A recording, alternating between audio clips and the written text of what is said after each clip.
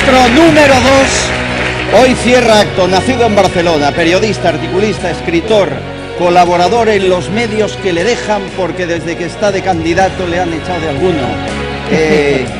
Bueno, sí, todo se ha de contar, Girauta, la verdad. Y les aseguro que cuando habla todo el mundo escucha. Juan Carlos Girauta. ¿Qué tal? Buenas tardes, ciudadanos. Aquí está una muestra de la ciudadanía, de los individuos independientes, de los individuos que se ganan la vida con su trabajo y que no esperan que nadie se la resuelva, de la gente que sale todos los días a responsabilizarse de cosas y que por lo tanto tiene derecho a decir: me gustaría estar orgulloso de España, porque uno, para estar orgulloso de algo, tiene que aportar algo. Estar orgulloso, no sé, yo no puedo estar orgulloso del Barça, por ejemplo, porque no aportó nada al Barça, ¿no? Tampoco hay motivos para estarlo, aunque lo aportara, ¿no? No puedo sentirme orgulloso de asuntos en los que no he incidido. Un padre se puede sentir orgulloso de su hijo porque ha hecho a su hijo, ¿no? O una madre. Para sentirse orgulloso de tu país tienes que responsabilizarte en alguna medida de ese país. Y nuestro país, esta pobre España, está muy mal. Y nosotros conformamos ese movimiento de la gente que, trascendiendo los esquemas de los partidos políticos convencionales y trascendiendo las limitaciones que tantos han querido poner a la participación política, degenerando la verdadera democracia, nosotros somos aquellos que queremos asumir responsabilidades y que, sin proceder de la política profesional, sin haber tenido en la política más que un interés, en fin, ciudadano, que es lo que nos define, hemos dicho: vamos a gestionar la cosa pública, vamos a gestionar la res pública, y lo vamos a hacer empezando una nueva etapa de ese joven partido, un partido que no tiene ni 8 años, pero que ya ha sido capaz de concitar una enorme ilusión, una oleada de entusiasmo, de positividad y de optimismo, porque por fin se articula una alternativa política que rompe con los esquemas frustrantes, paralizantes de los partidos políticos que conocemos. Hay muchas cosas que, si las repasáramos ahora, nos podrían deprimir, y no creo que sea el momento de deprimirnos, pero el diagnóstico de España es un mal diagnóstico.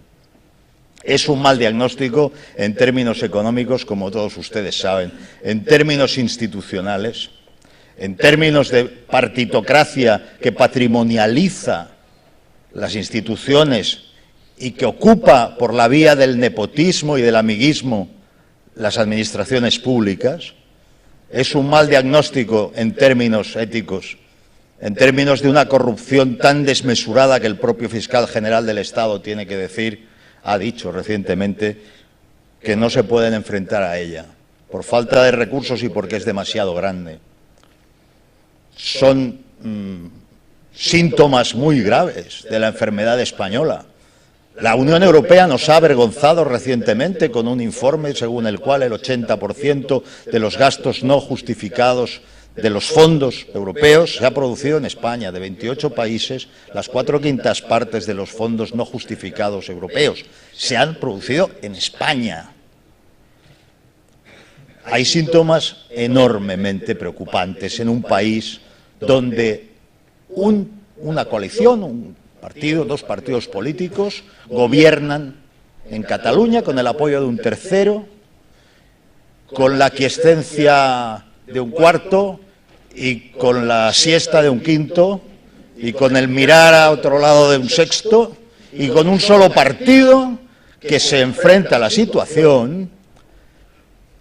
Esos 2 partidos están ocupando puestos institucionales del Estado español, porque es Estado español la Generalidad de Cataluña, dedicando los recursos públicos a fomentar el odio entre españoles, a romper la integridad territorial de España, a poner en peligro la estabilidad política de España, a violar su seguridad jurídica, a condenar a España al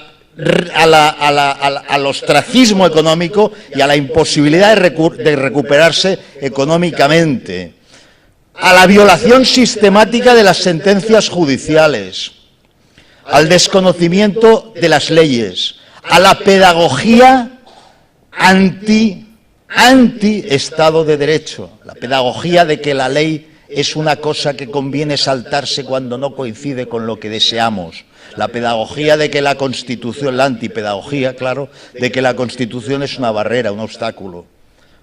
Vamos sumando los síntomas y tenemos esa crisis territorial, esa crisis ética, esa crisis institucional, esa crisis económica, y el cuerpo español es un cuerpo muy enfermo.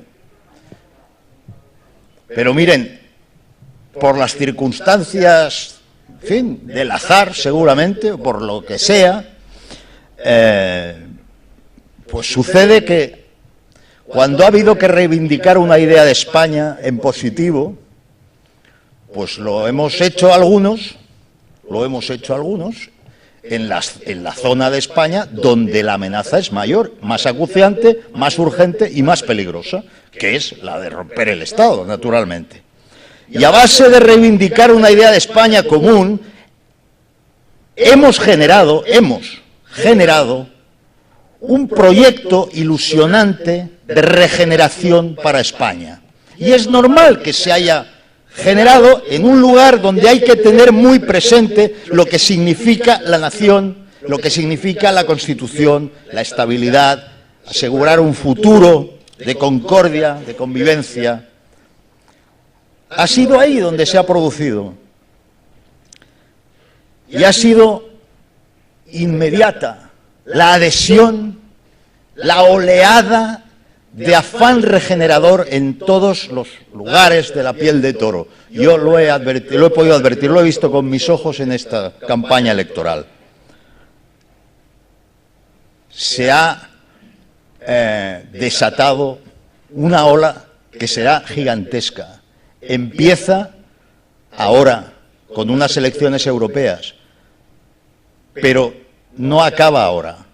Empieza ahora y en esta primera etapa encontrará unas elecciones municipales, unas elecciones autonómicas dentro de un año y medio año después unas elecciones generales. Durante esta etapa del año y medio que viene, Ciudadanos va a implantarse en las instituciones, en todas las instituciones, en todos los niveles institucionales y por lo tanto va a tener la oportunidad de ser decisivo en algunos sitios, pero eso no es lo más importante.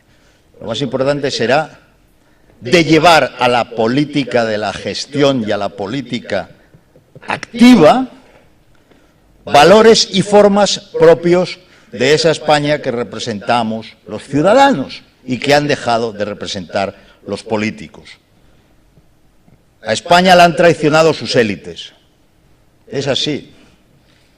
Porque no tiene sentido que un país que es la cuarta economía de Europa y que es el Estado moderno más antiguo de Europa tenga un 25% de paro, un 55% de paro juvenil, una corrupción incontrolable según reconocen las propias instituciones. No es normal. Las élites españolas han traicionado a España. El sistema educativo demencial, sectario, inútil.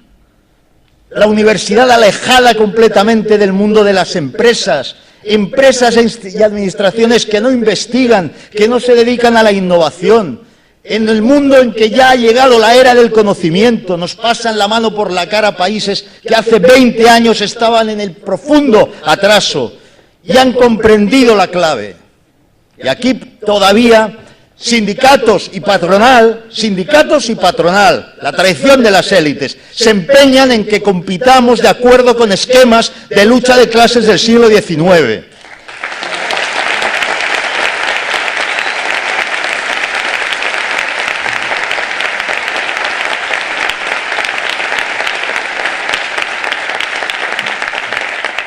Pues a esas élites les vamos a tener que decir que empiecen a pensar en jubilarse, a las élites políticas en concreto, que empiecen a pensar en jubilarse, porque la España que nace, la España que surge, que de algún modo resurge, porque hace muchas décadas que esa España quiere surgir y a veces surge y a veces durante un tiempo está presente y luego la vuelven a hundir. No quiero hacer un repaso de la historia de España, pero pasó en la Restauración, pasó en el 98, pasó en el 27, pasó en la República, pasó en el tardofranquismo y ha pasado en la democracia. Se ha vuelto a hundir la España renovadora, joven, desprejuiciada, activa, la que no teme a nada. Se ha vuelto a hundir. Pues no, aquí... Señores, se ha acabado el cuento. A estas alturas del siglo XXI, muchos ciudadanos no vamos a admitir la tutela de dos organizaciones políticas que solo tienen, según ellas, como virtud su tamaño, que es lo único que esgrimen cuando se trata de comparar programas. Su tamaño. El presidente del gobierno esgrime como gran razón el tamaño.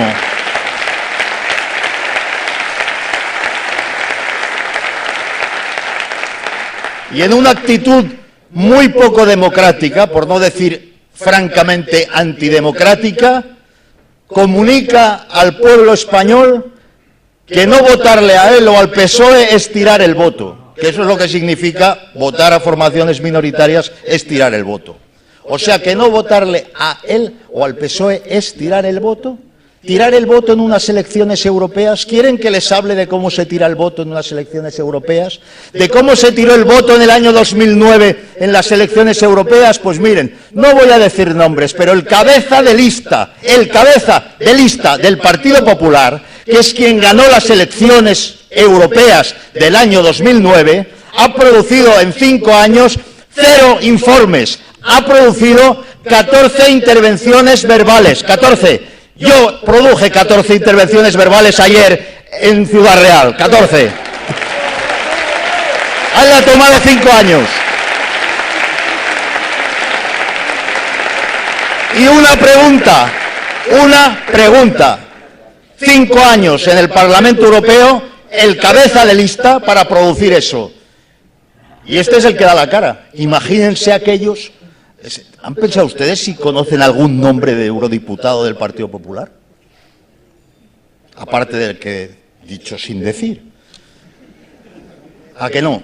Porque están escondidos, porque el propio partido los envía allí para sacárselos de encima, porque los quieren lejos. Y como los quieren lejos, no les permiten que se asomen por aquí. Tampoco quieren, ¿eh? No hay peligro. Esa es la idea que tienen de Europa, esa es la idea que tienen de ir a hacer cosas a Europa. Pero esto es formidable. Europa, cuyo Parlamento determina el 85% de la producción legislativa española, por la vía de las transposiciones legislativas. Y ahí envían a gente ignota, que no pega golpe, y que resulta que son los que hay que votar porque son grandes. Y votar a otros que trabajarían allí sería tirar el voto. Mire, puede que, en fin, esta gente espléndida esté haciendo allí simplemente, bueno, tocando el botón cuando hay un pleno, esté haciendo algo muy grande. Yo si salgo eurodiputado me comprometo a algunas cosas, por ejemplo, me comprometo a trabajar en la contrapropaganda del nacionalismo catalán, que en Europa es invasiva también.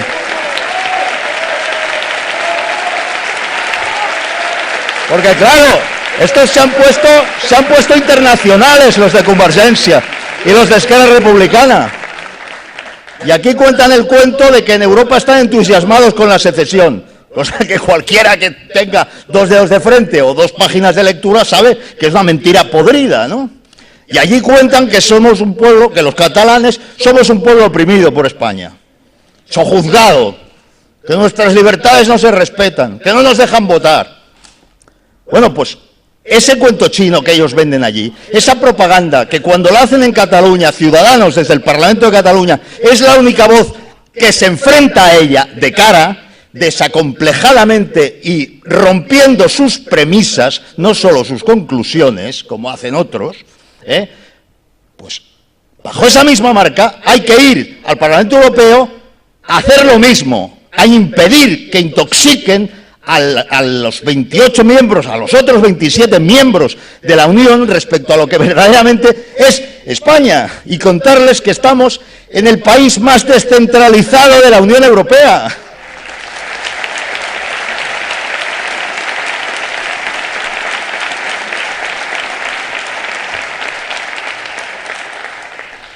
Voy a terminar muy rápidamente. Hay una España que despierta, y esa España se parece a aquellos versos de Machado que decían: la España del cincel y de la maza, la España de la rabia y de la idea.